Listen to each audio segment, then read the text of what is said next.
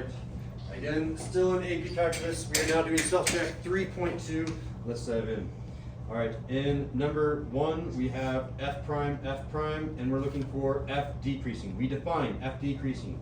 F decreasing as what? F prime less than 0. On a graph of f prime, what is f prime? Height. We have height is less than 0. Where's height less than 0? It's less than 0 on this interval right here and this interval right here, which means we're between 0 and 2, 4 and 6. 0 and 2, 4 and 6. Correct answer here is E. Thumbs up, thumbs down. All right, number 2. Again, we have a graph of f prime, and it says we're graph of derivative, and we're looking for points of inflection. So points of inflection, define FIP is where what? Double prime. F double prime. Sign change. Sign change. Doing those speechy definitions over and over again. On a graph of f prime, what is f double prime? Shout out. Slope. So this is a slope. Sign change. So we're looking for a slope sign change that happens here, here, here, and here. There are a total of 4 of them. Correct answer E. Oh. Thumbs up, thumbs down. Well, I did get it right. I thought that one was just with a 2R. I thought that was just one. Yeah, it went up slowly and then went down slowly. All right. Number 3, we have the graph of the derivative shown above. This is the graph of f prime, and we're looking for the graph of f. We are going backwards here, going backwards. So if I'm going backwards, I'm adding on another turnaround spot. I have 2 turnaround spots, which means I should have a total of 3 turnaround spots going backwards. I have 2 turnaround spots. It's not A. I have 1 turnaround spot. It's not B. Thank you, alarm. I have 1 turnaround spot on C, so it's not C. I have a total of 1, 2, and that could be a third one. It could be D, and 1, 2, 3. Okay, D and E are both in the running. What else do we know? Right hand is up, right hand is up, right hand is up. That doesn't help me distinguish between D and E. I'm gonna have to go back to some calculus definitions. So one thing that I'm clearly seeing here, on a graph of f prime, I have a height here of 0. Right here at 1, I have f prime is equal to 0, meaning that the slope on the actual graph should also be 0. This one was a height equal to 0. Height was equal to 0. Over here, I should have a slope equal to 0. So I look at 1, come up here, that kind of looks like a slope equal to 0, but I think if I really zoom in there, I don't think we have a slope equal to 0. That looks like a positive slope to me, whereas over here on this graph at x equals 1, ooh, is that 1? Where are these tick marks? That's a tick mark right here, isn't it? Yeah. Yeah. That height right there, or that slope right here, is very much negative. So I would say it's D over E. Let's try another one. I have an f prime equal to 0, -2. That's not going to help me either. Look at this. So over here, I have f prime equal to 0, because the height here is 0. Down here, I have a slope equal to 0. Down here, I have a slope equal to 0. That's not helping me distinguish it. What else can I do that is, what's the difference between these 2 graphs? I'm having trouble distinguishing between them.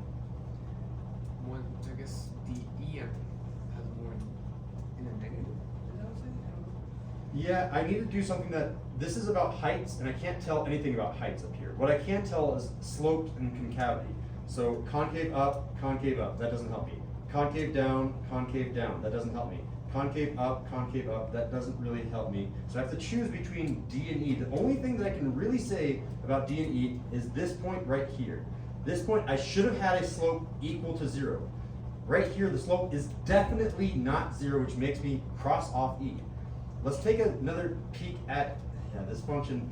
Whoever made this graph did not do a very good job. That should have been a slope of 0 at that spot right there, which, again, it doesn't look like that slope is 0 at all, but it's close. It's closer than E.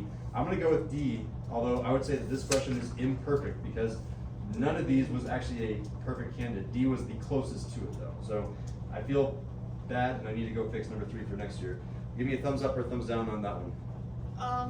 Well, I picked E, so I guess. Yeah, I got E, thumbs so up. it's technically half right.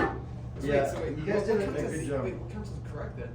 D. It's not. D counts This as one will correct. not show up on an actual AP test. I'm thinking this was taken from like a test book for someone that didn't actually know how to do calculus. And like, yeah, I'll just make it in here. Yeah, the correct answer here should have been D. I kind of just went with E looks cooler. E and D were both kind of close.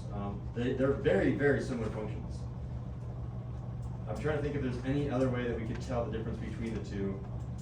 Thomas was No, no, you I got took 30 noise. seconds. We got 30 seconds. Okay.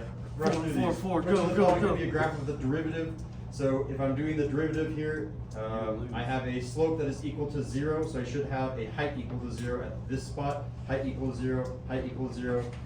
It's between A and C. How do I distinguish between the two? Oh, wait. If I continue these lines up, if I continue these lines up, continue these lines where they're going, continue these lines where they're going, it's going to be A because the end behavior, right hand up, so the correct answer here is going to be A. No fair. Wait, what? Yeah. But you don't know if those are going to turn back up. They look like they're about to keep going back down. You think that this one right here is about to switch again? No. The first function looks like it could go back down. You think that this one is going to randomly switch back to down when this is already concave up? You gotta play devil's advocate. Yeah, you gotta play devil's advocate.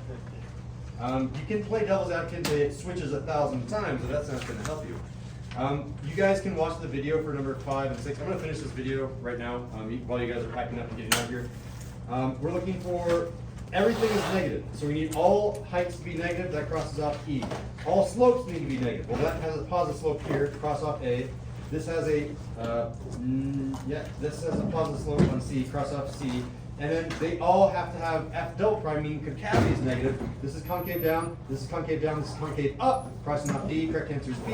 And number 6, very quickly, we have 4 zeros. What is the relative maxima?